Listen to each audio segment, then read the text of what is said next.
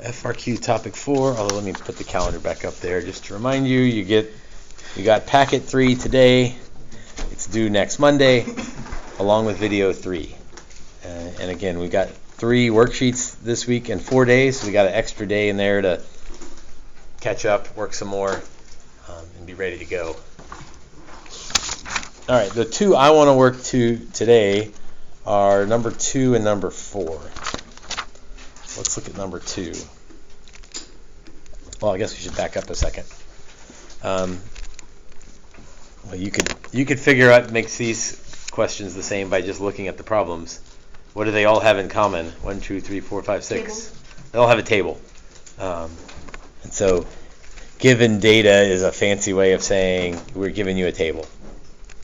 And so even before we start, do you know what are the things we could do with a table of information? A Riemann sum. A Riemann sum is very common on a table. So we could also do average rate of change. You could also do average rate of change, or an average slope. So those are the 2 kind of things you're probably going to find in most of these problems. And sometimes you can tell ahead of time that some of them are, well, we'll get there. Let's do number 2. A tank has a height of 10 feet. The area of the horizontal cross-section of the tank at height h is given by the function a, where a is measured in square feet. The function a is continuous and decreases as h increases. So, at the bottom, well, h is 0, 2, 5, 10. Area 50.3, 14.4, 6.5, 2.9.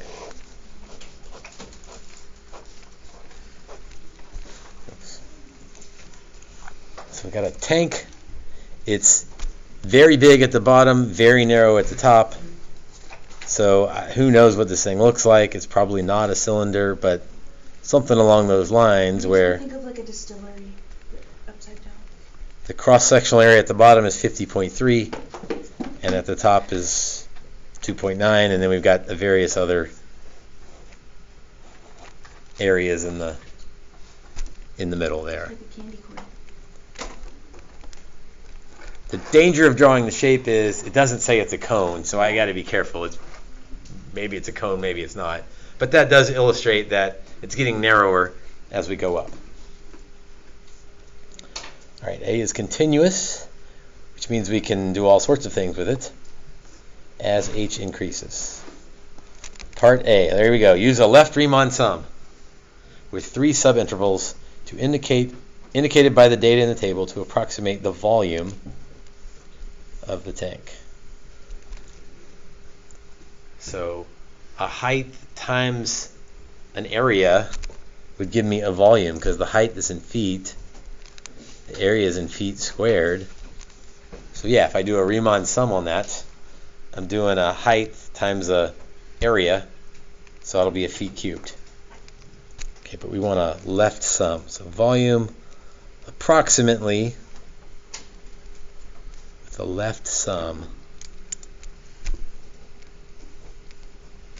Okay, so width times height. So how wide is the first interval? 2. And then which value do I want to use? 50.3. How wide is the second interval? 3. Times 14.4.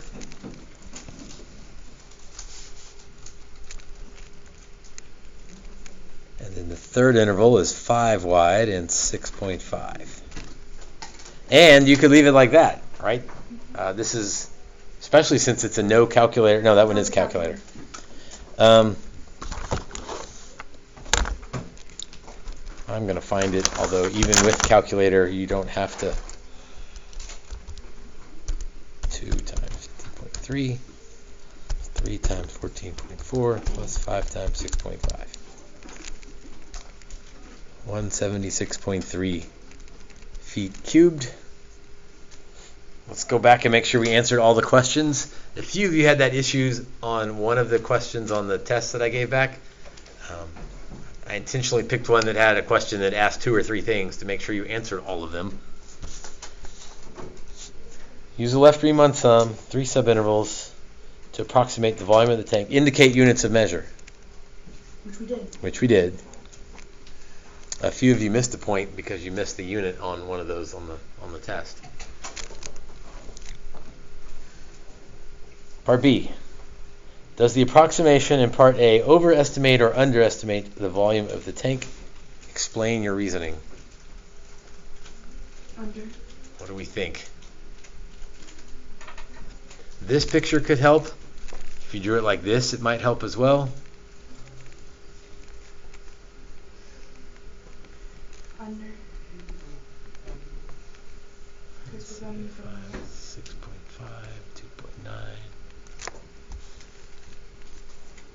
So we're coming from the, so here's the actual, something like that. and we're coming from the left, and every time We're coming from the left. Coming from the left. overestimate. So that is an overestimate. I thought it was underneath. My little picture could work too, because we used this area times this height. So we found like the full cone type thing, and some of it's missing. And then we use this area and this height. It's like a cake now. Yes. So that's an overestimate, and then it said a reason. And the reason is We're coming from the left. we used a left sum on a decreasing function.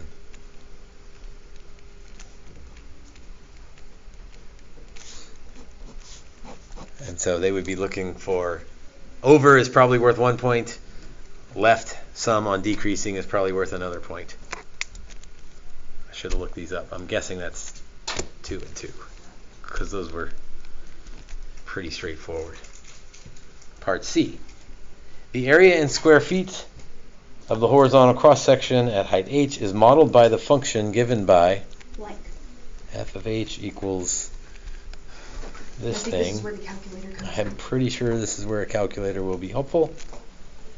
Based on this model, find the volume of the tank. Okay, so that's in feet squared. That's the area. So how do I find the volume if I've got the area? Multiplied by height. Okay. Except that this isn't just one area. This is like all the little like slices of area. Plus I wanna- whatever. I want to add up the areas. Ah. From 0 to 10. 0 to 10.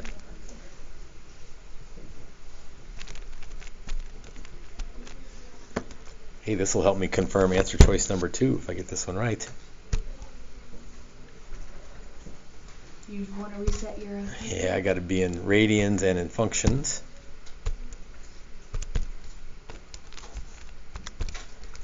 I don't know if I really need to do this one in the y equals screen because I don't think it's used again, but nothing wrong with doing it that way.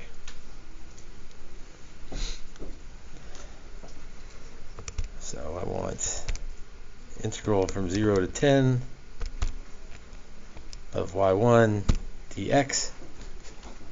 By the way, a few of you on the test, well, quite a few of you used y1 in places, which is completely okay, but if you didn't label it, you didn't tell me what it was, then I can't give you credit for it.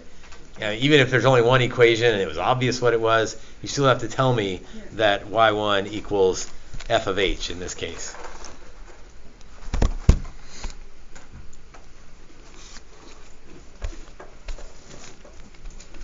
So 101.325 feet cubed. That matches. We're talking about area. Right? Whoops. Oh. We're talking about volume. And that matches the idea that our estimate was an overestimate. So the real volume is 101. Pretty gross overestimate. Pretty significant overestimate. Part D. rate problem. A rate problem. Water is pumped into the tank when the height of the water is 5 feet. So when h is 5, the height is increasing at a rate. So that sounds like dH dt equals 0.26 feet per minute. Just be careful. When h equals 5, dH dt is 0.26 feet per minute. Now I need to find dV dt. Using the model from part C, find the rate at which the volume of water is changing. So find dV dt with respect to time when the height of the water is 5 feet. So find dV dt when h equals 5. Indicate units of measure. Ooh, I could get units of measure right now. Right, dV dt, feet cubed per minute. And maybe they would give me a point just for that. Sometimes yes, sometimes no. But if they say indicate units of measure, it definitely needs to be there. And again, sometimes it's a point just for getting the unit right. Okay, so I've got, I don't have dV dt. I need an expression for V. Which we have in part C. Which we sort of have in part C. But I want V as a function of time. This was also on one of the test questions.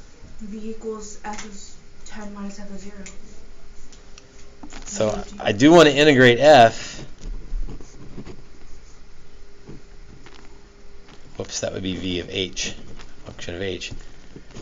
0 to H, because 0 to 10 would give me the whole thing. 0 to H would give me the volume up to H. I don't remember which one on the test it was, but a lot of people put 0 to 10, and I think it was supposed to be 0 to T. So 0 to H, that is the volume. That's the expression for the volume.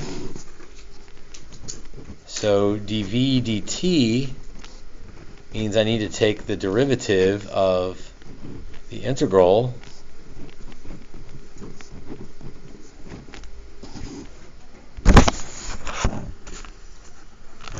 I know what we're doing now. Mm-hmm. What's the derivative of the integral? The thingy. It's just like back to regular old f, with one significant change going on here. Minus F is 0. I've got to do the chain rule.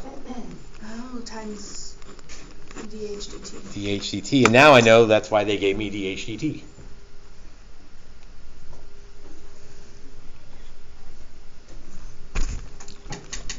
So dV dt at 5, or at h equals 5, would be f of 5 times dH dt at 5, but they told me that was 0.26.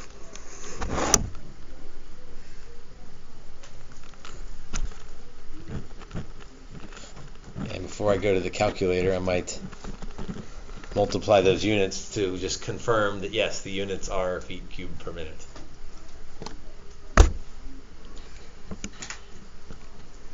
So I need y1 at 5 times 0.26. 1.694.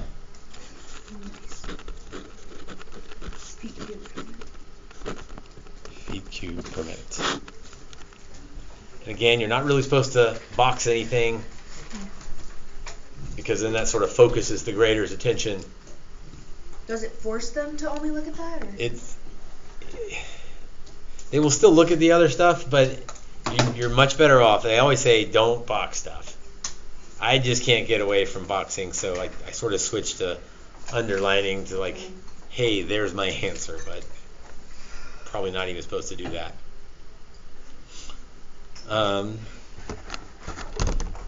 No, let's see. Point-wise, I'd have to look it up, and I didn't. But my guess would be 3 points for the last one, because that was kind of crazy.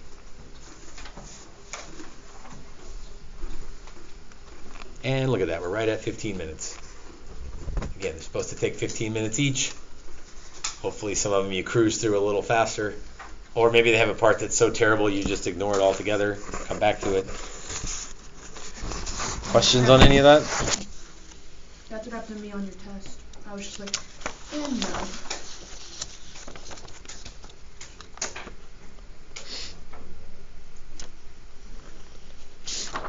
Let's look at number 4.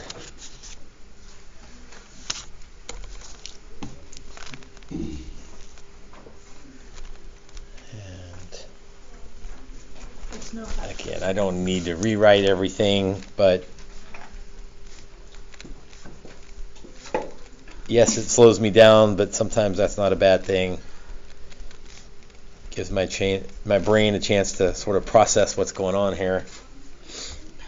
T is in minutes, and velocity is meters per minute.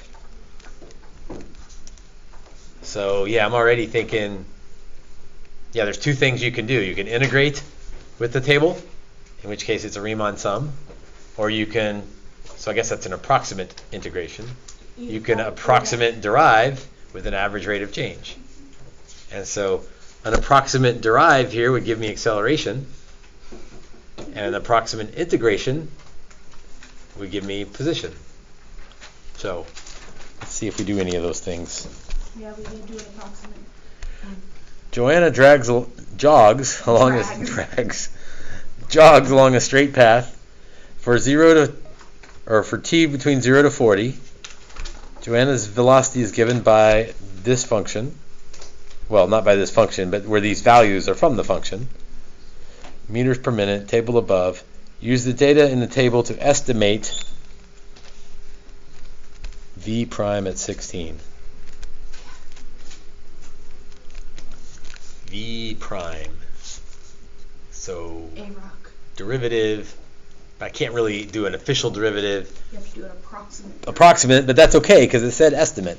So if we read the questions really carefully, they're trying to give us a hint there that this isn't going to be the real derivative. It's going to be an estimate, which means we could do an average rate of change. That's just good old, Y2. like this is, Or Y1, whatever. yeah, computationally, it's like an Algebra 1 problem. Find the slope. Would we want to do 12 to 20? I would think we would want to do 12 to 20. I mean, arguably, you could do any set of points that included 16. I don't know how they would grade that if you did, 12 to 24 or 0 to 40, because you could argue you were doing the right thing.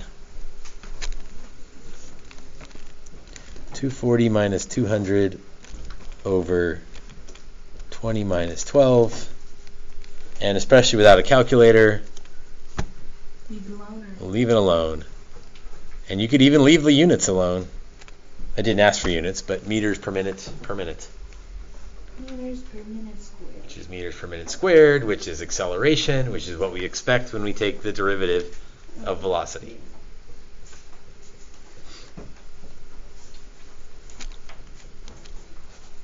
Part B. Using correct units, explain the meaning of the definite integral 0 to 40 absolute value v of t dt in the context of the problem. Wait, I know what this was on the last test. Total distance. That's total distance.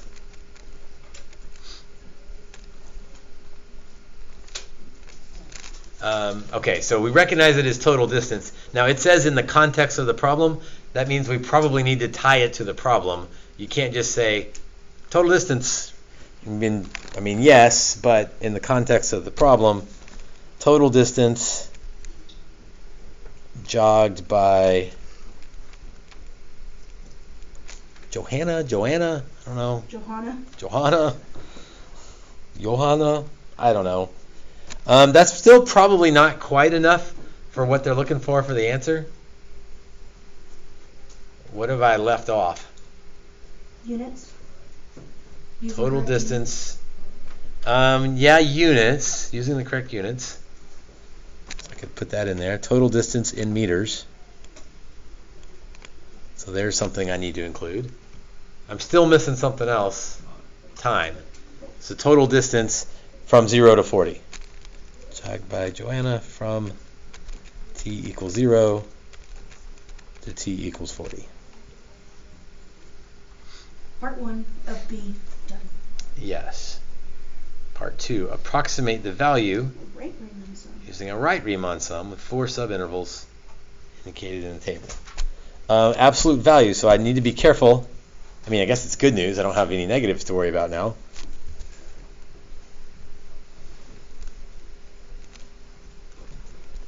So I'm going to tell them what I'm doing here, but I'm going to use the approximates.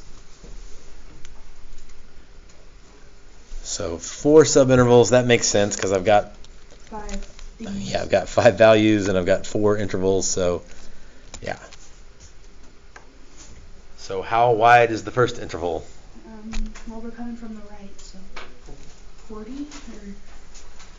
Oh, well, if you want to come from the right, which is a bunch of you do, that's fine. So we can start with that one. How wide is that interval? 16. And what value should we use? 150. 50. Plus, coming from the right, how wide is the next interval? 4 times 24. Times 20. Oh. Wait, no, not times 24. Times 220 or 220? positive 220 because we don't want the negative. Times or plus 8 times 240 plus 12 times 200. And we already said in meters, but we should probably put that here as well. And it's no calculator, so I definitely do not want to mess that up. No touchy. 12 times 200 I could do. 4 times 220 I could do. I mean, I could do all of them, but not. I don't want to. Off the top of your head. Got better things to do with my time. Like, move on to the next part of the problem? Yep, part C. Bob is riding his bicycle along the same path. For 0 to 10, or time for 0 to 10, Bob's velocity is modeled by, so this is a velocity, t cubed minus 6t squared plus 300, where t is in minutes, b is in meters per minute, so all the same units we've been dealing with. Find Bob's acceleration at time 5.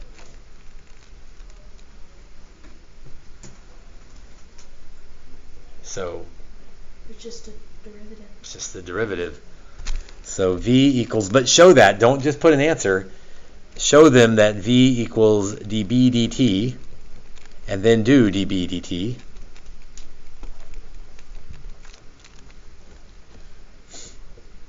That's probably one point of the problem.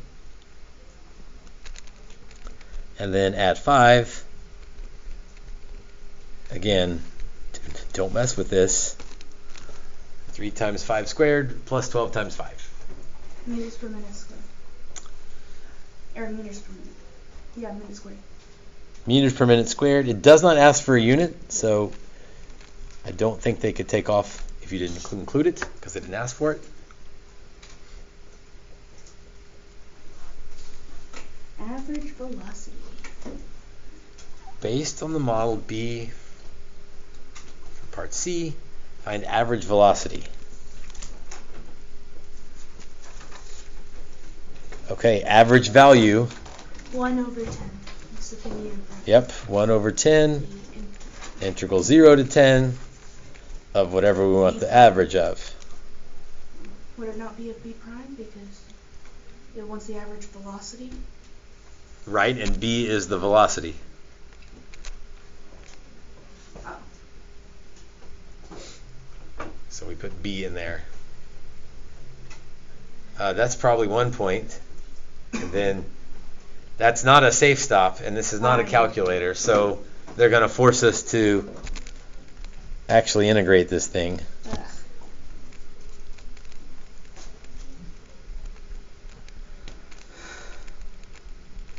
Right? I mean, AP people, they can write the question and give you a calculator or not give you a calculator to get you to do exactly what they want you to do.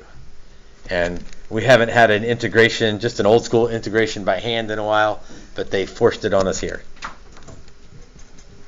T to the 4th over 4 minus 2t cubed plus 300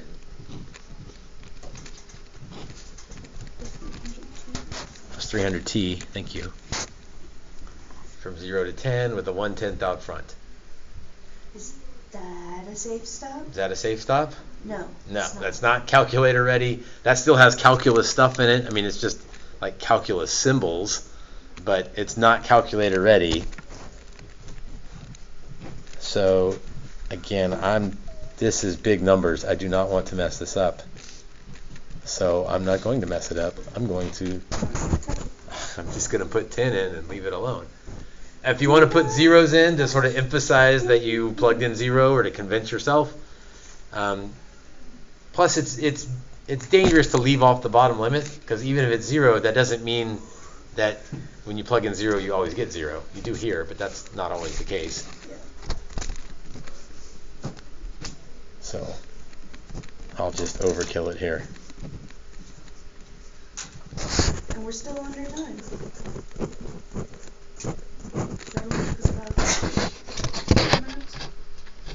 And again, what is that equal to? I have no idea. I don't care to know. If they want to know, they can do it.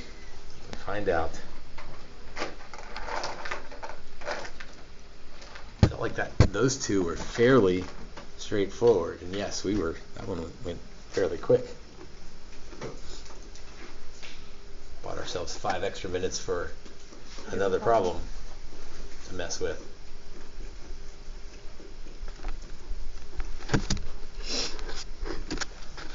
All right, so you were omitting number 5. I didn't look too closely at number 5, but if you look at the table, minutes and meters per minute, it's got to be nearly the same question, right? Like it's the same type stuff. So we'll omit number 5. So your job is number 1 and number 2. Whatever topic this is. Topic 4. 1 and 3 and 6. Oh, and 6, okay. 1 and 3 and 6.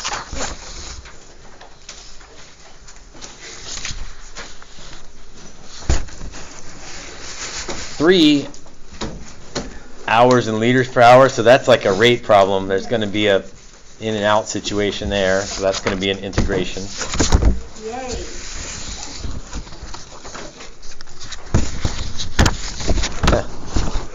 Look at that. Don't even look at the problem. Explain the meaning. This is on number 6. Average value. Explain the meaning. 1 over, that's the average value of what? C of t. From where to where? 0 to 6. Yeah, so make sure you include all those.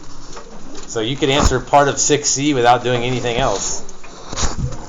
It's the average value of the ounces between 0 and 6 minutes. I thought it was liters. Well, number 6 is ounces. All right, so give 1, 3, and 6 a try. We'll do one of those tomorrow, and then we'll do a couple more from the next days.